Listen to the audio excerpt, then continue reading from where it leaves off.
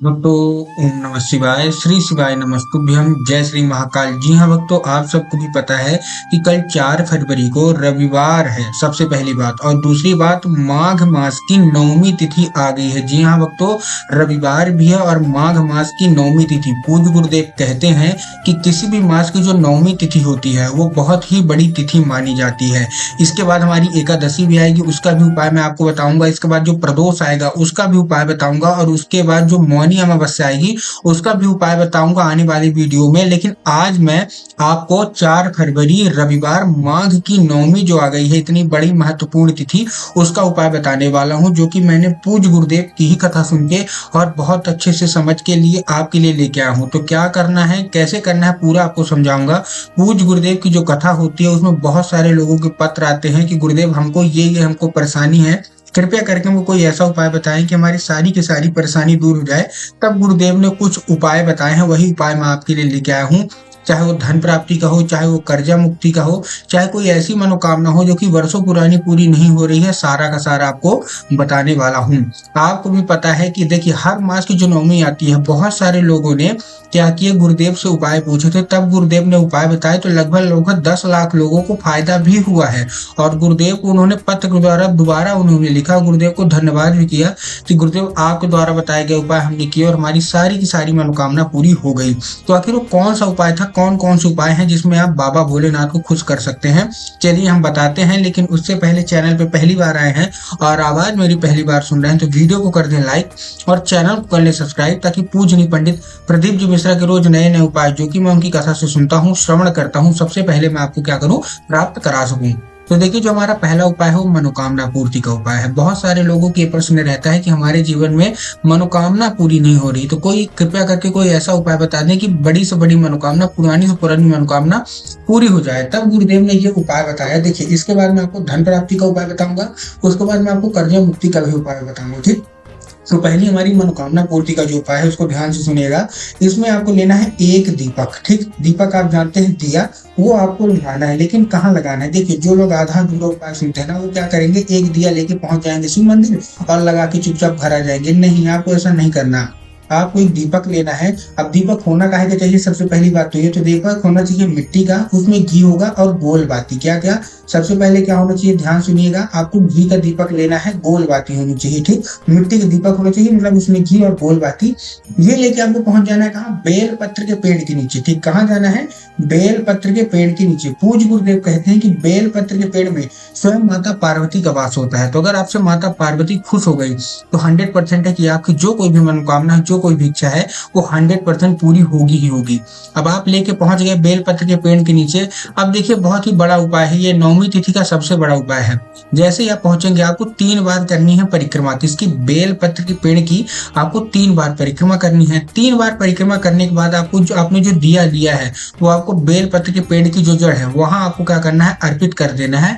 अपनी जो कोई भिक्षा होगी, जो कोई मनोकामना होगी, वो बोल के। क्यों, देखिए, सबसे पहले तो इस उपाय में आप माता पार्वती को प्रसन्न कर रहे हैं। तो अगर आपसे माता पार्वती प्रसन्न हो गई तो आपकी मनोकामना तो पूरी होनी ही होनी है। ठीक, उसके बाद आपको क्या करना है, आपने दिया अर्पित कर दिया। दिया अर्पित करने के बाद आपको एक कंकड़ देखना है। कहाँ, बेल पत्र के पेड़ के नीचे जो भी आपको छोटा से छोटा कंकड़ दिख जाए उसको उठाइए और उसी कंकड़ को शंकर मान के, क्या, उसी कंकर को शंकर मान के आपको क्या करना है, थोड़ा सा जल अर्पित कर देना है और एक बेल पत्र भी अर्पित कर देना है। पूज्य गुरुदेव कहते हैं कि जब आप बेल पत्र अर्पित करेंगे तो आपको ध्यान रखना है कि बेल पत्र कहीं से भी कटा फटा नहीं होना चाहिए, कहीं से भी खंडित नहीं होना चाहिए।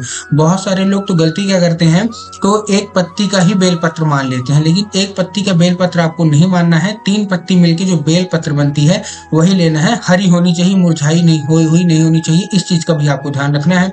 पूज्य गुरुदेव कहते हैं कि जो ये कंकर संकर का उपाय कर लेता है, चाहे वो महिला हो या पुरुष, उसके जीवन में जो कोई भी समस्या रहती, सारी की सारी दूर हो जाती है और बड़ी से बड़ी मनोकामना, विकट से विकट मनोकामना भी बाबा भोलेनाथ अवश्य रूप से पूरी कर ही कर देते हैं। तो पहला उपाय आपको ये कर लेना है।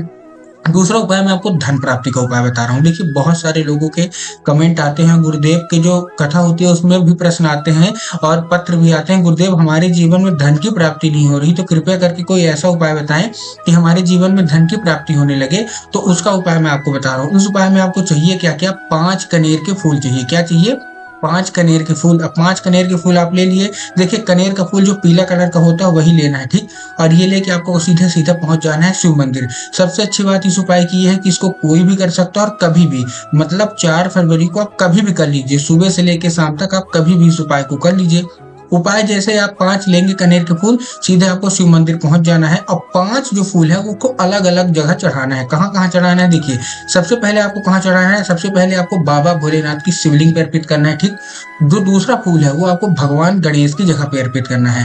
अब देखिए जिन लोगों को पता है भगवान गणेश की जगह कहाँ होती है उन लोगों का तो ठीक है, लेकिन जिन लोगों को यही नहीं पता कि भगवान गणेश की जगह कहाँ होती है तो मैं उनको बताना चाहूंगा कि देखिए भगवान गणेश की जगह जलाधारी के लेफ्ट साइड में होती है। जब भी आप कोई पदार्थ चढ़ाते हैं, जैसे कि आप समझिए दूध आपने अर्पित किया कहाँ, भोलेनाथ की शिवलिंग पे, तो जब वो दूध शिवलिंग से होकर जब जलाधारी में आएगा तो जलाधारी के बाएं हाथ में किसकी जगह होती है, भगवान गणेश की जगह होती है।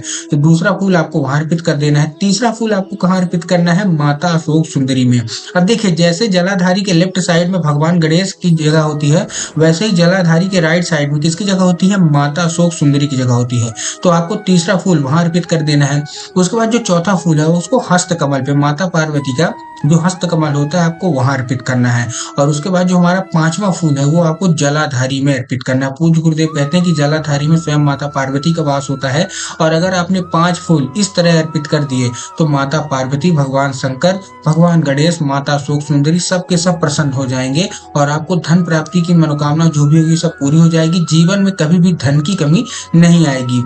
ये था हमारा दूसरा उपाय। अब जब हम तीसरे उपाय की ओर बढ़ रहे हैं, यह है कर्जा मुक्ति का उपाय। बहुत सारे लोगों का ये भी प्रश्न आता है कि हमारे जीवन में कर्जा इतना बढ़ गया है कि हमको समझ में नहीं आ रहा है, इतना कर्जा हमने ले लिया है। देखिए इस उपाय में आपको क्या चाहिए, 1 कटोरी दूध चाहिए और आपको चाहिए 3 काली मिर्च। क्या चाहिए, 1 कटोरी दूध लेना है जो कि गाय का होना चाहिए, कच्चा दूध होना चाहिए, इस चीज का भी आपको ध्यान रखना है। और उसी के साथ साथ आपको क्या चाहिए, 3 काली मिर्च। अब देखिए इसको करना कैसे है। आपने डाल लिया, पहुंच गए कहाँ, बेल पत्र के पेड़ के नीचे।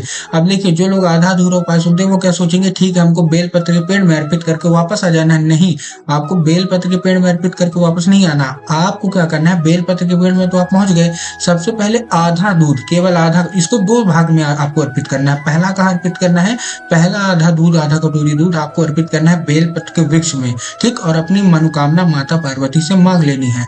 और थोड़ा सा जो दूध आधा कटोरी बचेगा उसको लेके तुरंत आपके घर के आसपास जो भी शिव मंदिर होगा आपको जाके शिवलिंग पे अर्पित कर देना है, एक नाम लेके। महादेव का बहुत ही सुंदर सा नाम है कुंदकेश्वर महादेव। कौन सा महादेव, कुंदकेश्वर महादेव। तो अगर आप महादेव का ये कुंदकेश्वर नाम लेके अर्पित करते हैं, पहला आपने कहाँ अर्पित किया, पहला आपने बेलपत्र के बीच में अर्पित किया और उसमें कहाँ किया, उसके बाद जो आधा कटोरी बचा वो आपको बाबा भोलेनाथ की शिवलिंग पे अर्पित करना है। पूज्य गुरुदेव कहते हैं बड़ा से बड़ा कर्जा मात्र 1 से 1.5 महीने का मेहमान रह जाता है। कोई भी कर्जा हो आपके जीवन में दोबारा वापस नहीं आता। तो उम्मीद करता हूँ उपाय समझ में आ गया होगा। उपाय अच्छा लगा हो तो कमेंट बॉक्स में हर हर महादेव अवश्य रूप से लिख दें।